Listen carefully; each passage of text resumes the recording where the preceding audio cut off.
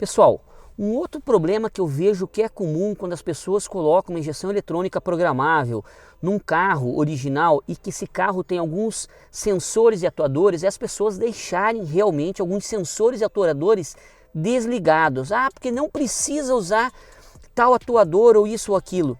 Gente, quanto mais componentes você tiver atuando, dependendo da situação, é melhor. Por exemplo, esse carro aqui, um Fiat Brava, ele traz originalmente a polia do comando de admissão variável, aonde de baixa rotação se adianta o comando de válvula para você ganhar torque e de alta se atrasa o comando de admissão, tá? Para manter sempre o torque e a potência mais para os altos RPMs. Então você vai ter um motor realmente com um promédio muito bom. E como vocês vão observar aqui, ó, nessa tela aqui nós temos aqui, ó, o comando variável tá aqui com o mapa dele 1, tá?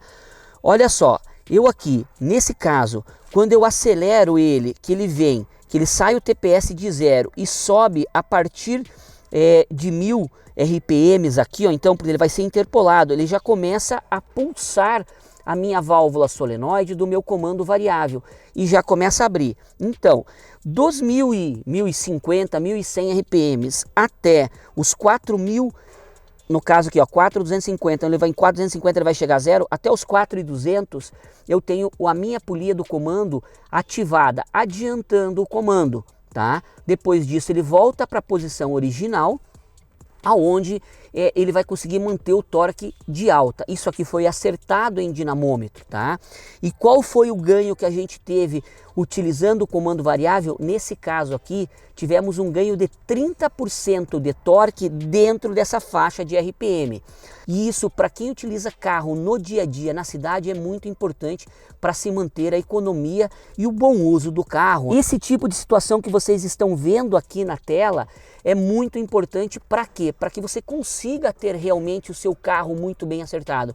Pois vejam bem, aos 2000 RPM, se eu estou com o meu comando de válvulas variável desativado, eu tenho 10 kg de torque, tá?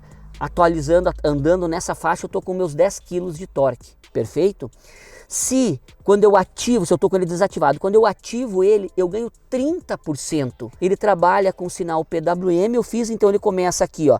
Quando ele sai, ele está aqui, ó, se vocês estão olhando aqui na tela, tá? Acima de 10% de TPS e acima de 1500 ele já está com 100%. Mas se eu entro aqui, ó, com 5, porque ele vai interpolar, com 5% de TPS em 1000 RPMs, ele já começa a adiantar, porque é um sinal PWM, ele já começa a trabalhar. Então, quando ele chega exatamente a 10% e acima de 1500, já está todo adiantado. Então, mas ele começa com 1000 RPMs e 5% de TPS, ele já começa a mandar o sinal de PWM e abrir o meu comando variável, já começa a adiantar. Eu ganho esse torque de baixa. E lá em cima, acima dos 4001 RPMs, tá?